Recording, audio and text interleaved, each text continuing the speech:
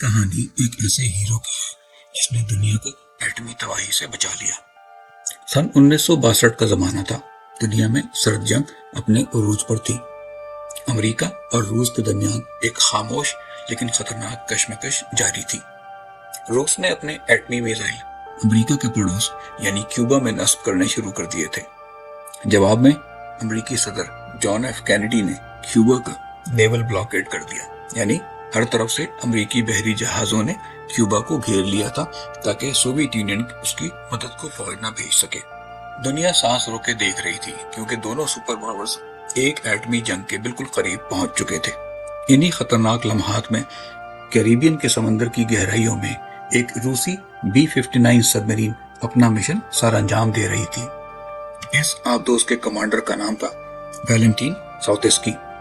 آبدوز میں ایک اور اہم شخصیت واسیلی آرخیپووو تھے جو پورے فلوٹلا کے ڈپٹی کمانڈر تھے۔ سب مرین کے اندر کا ماحول ناقابل برداشت گھٹن والا تھا۔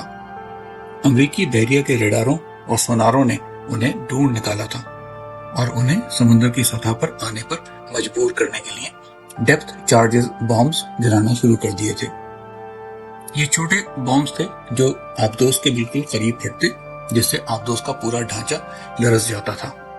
آبدوز کے اندر کی ہوا گرم اور بھاری ہو چکی تھی، آکسیجن کم ہو رہی تھی، عملے کے ارکان گرمی اور ایگزاسشن سے بے ہوش ہو کر گر رہے تھے۔ کیپٹن ساوتسکی پر انتہائی شدید پریشر تھا۔ وہ سمندر کی تہہ میں پھنس چکے تھے، ہیڈ کوارٹر اور کمانڈ سے رابطہ منقطع ہو چکا تھا اور مسلسل ہونے والے دھماکے ان کے اعصاب توڑ رہے تھے۔ ایسے میں انتہائی تھکاوٹ اور غصے میں کیپٹن ساوتسکی نے ایک فیصلہ کیا۔ انہیں لگا کہ دنیا میں ایٹمی جنگ شروع ہو چکی ہے اور یہ دھماکے اسی جنگ کا حصہ ہیں۔ انہوں نے فیصلہ کیا کہ اب جوابی حملہ کرنا ضروری ہے۔ ان کی آبدوز پر ایٹم بم سے لیس ایک ٹورپیڈو موجود تھا۔ انہوں نے اسے فائر کرنے کا فیصلہ کیا، لیکن اسے فائر کرنے سے پہلے انہیں اپنے ڈپٹی آرخیپووو اور پولیٹیکل آفیسر کی منظوری درکار تھی۔ پولیٹیکل آفیسر جو عام طور پہ روسی انٹیلیجنس KGB کا ایک نمائندہ ہوتا تھا، اس فیصلے سے بالکل متفق تھا۔ دونوں نے آرخیپووو کی طرف دیکھا۔ یہ وہ لمحہ تھا جب پوری دنیا کے امن اور سکون کی ذمہ داری ایک آدمی کے کندھوں پر آ گئی تھی۔ اگر وہ ہاں کہہ دیتا تو یہ نیوکلیئر ٹورپیڈو امریکی بحری جہازوں اور آس پاس کے علاقوں کو تباہ کر دیتا، جس کے نتیجے میں لاکھوں افراد مارے جاتے اور یقینی طور پر تیسری عالمی جنگ چھڑ جاتی۔ لیکن واسیلی آرخیپووو نے اپنے اعصاب پر قابو رکھا۔ انہوں نے کیپٹن کو سمجھایا کہ یہ دھماکے حملہ نہیں ہیں بلکہ امریکی فوج کی طرف سے وارننگ ہے تاکہ روسی سب مرین پانی سے باہر آ جائے۔ انہوں نے کہا جب تک ماسکو سے واضح حکم نہ ملے ہمیں یہ سمجھنا چاہیے کہ جنگ شروع نہیں ہوئی۔ انہوں نے نیوکلیئر ٹورپیڈو فائر کرنے سے انکار کر دیا۔ کیپٹن ساوتسکی شدید غصے میں تھے، لیکن آرخیپووو اپنی بات پر ڈٹے رہے۔ آخرکار کیپٹن نے ان کی بات مان لی۔ سب مرین کو سطح پر لانے کا فیصلہ کیا۔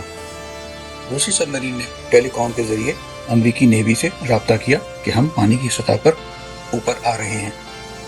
امریکی جہازوں نے بمباری روک دی، ڈیپتھ چارجز کا پھٹنا بند ہو گیا۔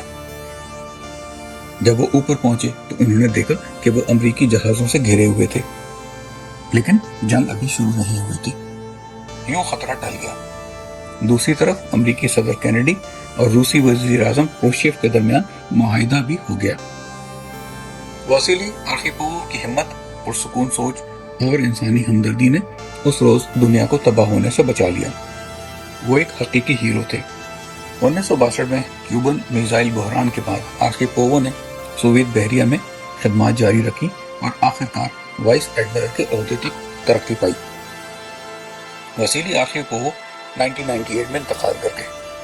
40 سال بعد سن 2002 میں ہارورڈ یونیورسٹی کی جانب سے منعقدہ ایک تقریب میں آرخیپووو کی بیوہ اولگا آرخیپووو کو ان کے شوہر کی بہادری کے اعزاز میں ورلڈ سیورز ایوارڈ پیش کیا گیا۔